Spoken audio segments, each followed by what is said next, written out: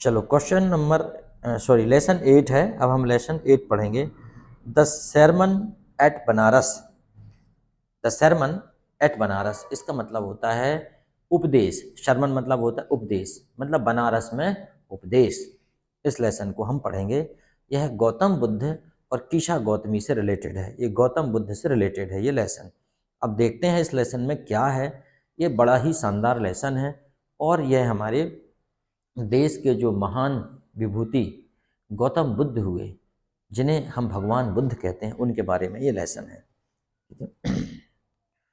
When her son dies. अब उसका बेटा कब मरा था, एक किसा गौतमी की बात हो रही, एक औरत की बात हो रही। वेन हर सन डाइस, उसका सन कब मरता है। Kisa Gautami goes from house to house, Kisa Gotami घर घर जाती है। What does she ask for, वो क्या मांगती है। डज सी गेट इट, क्या उसे वो चीज़ मिल जाती है। और वाई नॉट, क्यों नहीं, अगर नहीं मिलती है तो क्यों नहीं। तो इसका मतलब है किसा गौतमी का बच्चा कब मरता है, किसा गौतमी घर घर क्यों जाती है, वह घर घर से क्या मांगती है, और जो वो मांगती है क्या उसे मिल जाता है, और अगर नहीं मिलता है तो क्यों नहीं मिलता है। ये प्रश्न है, बड़ा अच्छा प्रश्न है। Kisa Gautami goes from house to house asking for medicine that would care her son. Kisa Gautami घर घर जाती है वो दवाई लेने के लिए, जिससे कि उसके बच्चे की केयर हो जाए, जिससे उसका बच्चा ठीक हो जाए। She doesn't get it because no medicine can care the dead. परंतु उसे वह दवाई नहीं मिलती है, क्योंकि कोई भी दवाई मरे का इलाज नहीं कर सकती। कोई भी दवाई मरे का इलाज नहीं कर सकती। मतलब जब व्यक्ति मर गया तो दुनिया की कोई भी तंत्र विद्या कुछ भी उसमें प्राण नहीं डाल सकते जब तक कि वो जीवित ना हो। लेकिन कुछ मूर्ख तो पत्थर में भी प्राण प्रतिष्ठा करने बैठते हैं। वो कहते हैं हमने पत्थर में प्राण प्रतिष्ठा कर दी। ऐसे ऐसे मूर्ख भी धरती पर पड़े हैं, ठीक है, लेकिन ऐसा होता नहीं है। प्राण अराण कहीं नहीं डाले जा सकते। ये सिर्फ मूर्ख बनाने का एकमात्र धंधा है। Kisa Gautami again goes from house to house after she speaks with the Buddha. Kisa Gautami again goes from house to house after she speaks with the Buddha. Buddha से बात करने के बाद किसा गौतमी फिर से घर घर जाती है। Why does she ask for, और वहाँ पे वो क्या मांगती है। What does she ask for? The second time around does she get it? Why not? दूसरी बार में, दूसरे चक्कर में, दूसरे राउंड में क्या उसे वह मिल जाता है, और नहीं मिलता है तो क्यों नहीं मिलता है। ठीक है। The second time Kisa Gautami goes from house to house asking for a handful of mustard seed. दूसरी बार जब वो जाती है, second time that Kisa Gautami goes door to ask handful of mustard, मतलब मुट्ठी भर मस्टर्ड, मतलब होता है मस्टर्ड मतलब होता है राई, या जिसे कहते हैं सरसों। ठीक है, राई या सरसों बोल सकते हैं, मस्टर्ड। तो वो राई या सरसों मांगती है घर घर जाके, मुट्ठी भर, एक मुट्ठी मुझे सरसों दे दो।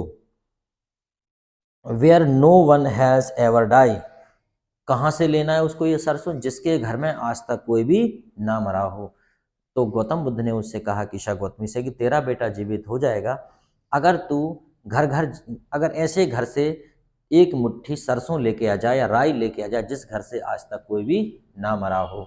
तो Kisa Gautami goes door to door asking a handful of mustard where nobody dies, जहाँ से आज तक कोई भी नहीं मरा। She doesn't get it because there is no house where death has not occurred.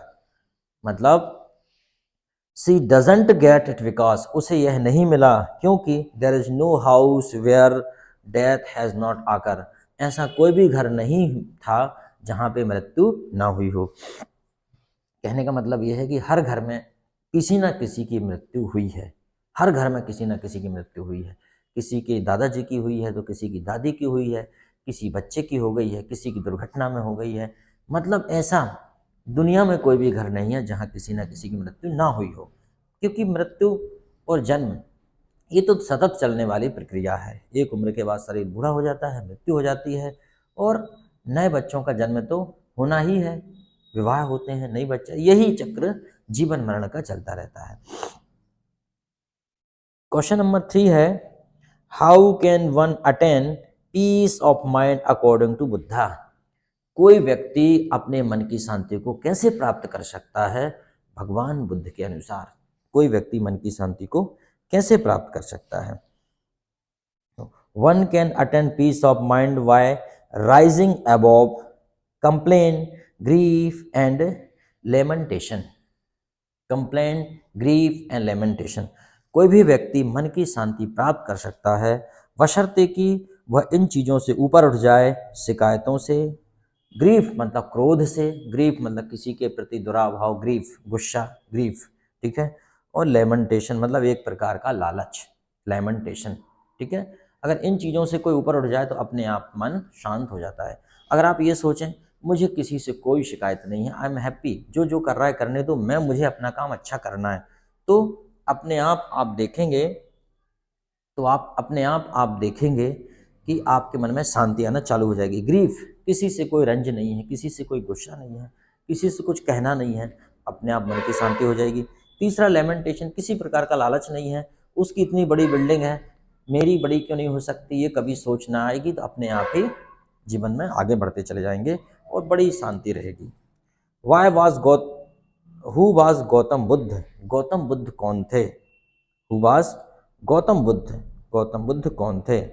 Gautam Buddha was a spiritual master and founder of Buddhism. Spiritual, एक आध्यात्मिक गुरु थे, बुद्धा एक आध्यात्मिक गुरु थे, एंड फाउंडर ऑफ बुद्धिज्म, वो बुद्ध धर्म की स्थापना करने वाले फाउंडर थे, मतलब जिन्होंने बुद्ध धर्म की स्थापना की। He is known as the enlightened one, उसे हम एनलाइटेंड वन, उन्हें हम एक प्रकाश मतलब जगाने वाला प्रकाश पुंज भी कहते हैं, उन्हें हम एक प्रकार का प्रकाश पुंज कहते हैं। बुद्ध को कहते हैं लाइट ऑफ एशिया, मतलब एशिया का प्रकाश हम बुद्ध भगवान को कहते हैं, लाइट ऑफ एशिया। चलो क्वेश्चन नंबर नेक्स्ट है, how do you usually understand the idea of selfishness?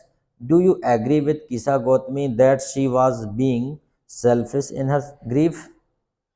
ठीक है, how do you understand the idea of selfishness? आप आइडिया ऑफ सेल्फिशनेस, आप स्वार्थ से क्या समझते हैं, स्वार्थ क्या होता है?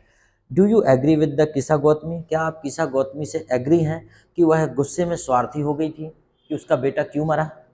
क्या आप इस बात को मानते हैं? क्या आपको लगता है कि किसा गौतमी भी स्वार्थी हो गई थी? सेल्फिशनेस मतलब स्वार्थी, means when one is thinking of one's own personal profit and gain। Selfishness होती है जब आदमी अपने खुद के बारे में सोचता है, पर्सनल प्रॉफिट एंड गेन, जो अपने पर्सनल प्रॉफिट के बारे में और पर्सनल प्राप्ति के बारे में सोचता है। B agree with Kisa Gautami that she was being selfish in her grief. Be agree with Kisa Gautami that she was being selfish in her grief. हाँ, हम इस बात से सहमत हैं कि किसा गौतमी इस मामले में अपने गुस्से के कारण, अपने रंज के कारण वह स्वार्थी हो गई थी। कई बार व्यक्ति स्वार्थी हो जाता है, वो सोचती है कि मेरा बेटा बच जाए, इसलिए किसा गौतमी स्वार्थी हो गई थी। मतलब अपने प्रॉफिट के बारे में, अपने प्राप्ति के बारे में सोचना ही स्वार्थ है, दूसरों की चिंता ना करना, अपना काम बनता भाड़ में जाए जनता, इसे ही स्वार्थ कहते हैं। और ऐसे लोग ठीक नहीं होते जो दूसरों के भविष्य के बारे में नहीं सोचते। क्वेश्चन नंबर 6 है, why did the Buddha want Kisa Gautami to understand? Why did the Buddha want Kisa Gautami to understand? Buddha Kisa Gotami को क्यों चाहते थे कि वो समझे? बुद्ध किसा गौतमी को क्यों समझाना चाहते थे? ठीक है, the Buddha wanted Kisa Gautami to understand that no one can escape death. Buddha Kisa Gotami को यह समझाना चाहते थे कि no one escape death, escape death. Kisa Gotami को बुद्धा यह बताना चाहते थे कि कोई भी मृत्यु से नहीं बच सकता, नो वन एस्केप डेथ, कोई भी नहीं बच सकता। Why did Siddhartha Gautam abandon his luxurious life? वाह क्या बात है। Why did Siddharth Gautam abandon his luxurious life? Siddharth Gautam ने अपनी लग्जरियस लाइफ, अपनी भोग विलास की जिंदगी को क्यों त्याग दिया था?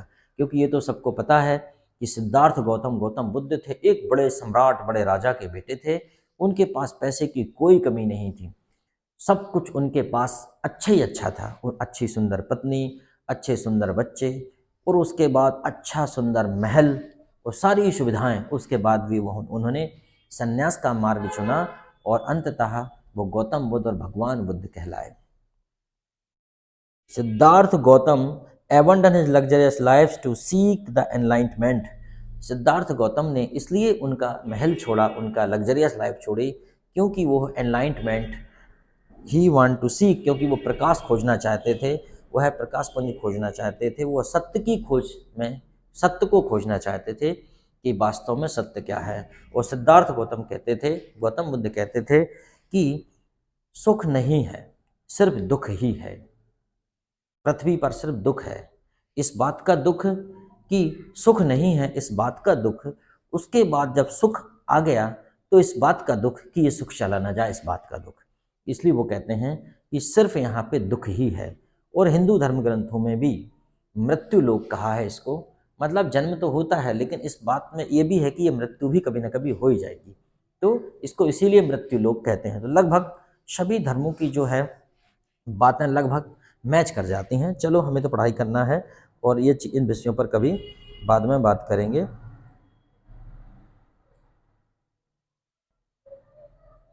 ठीक है, उसके बाद है ये वाला क्वेश्चन, ये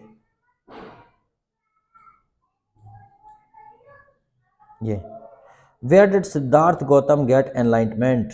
सिद्धार्थ गौतम को ज्ञान प्राप्त कहाँ हुआ। What name was given to him after that.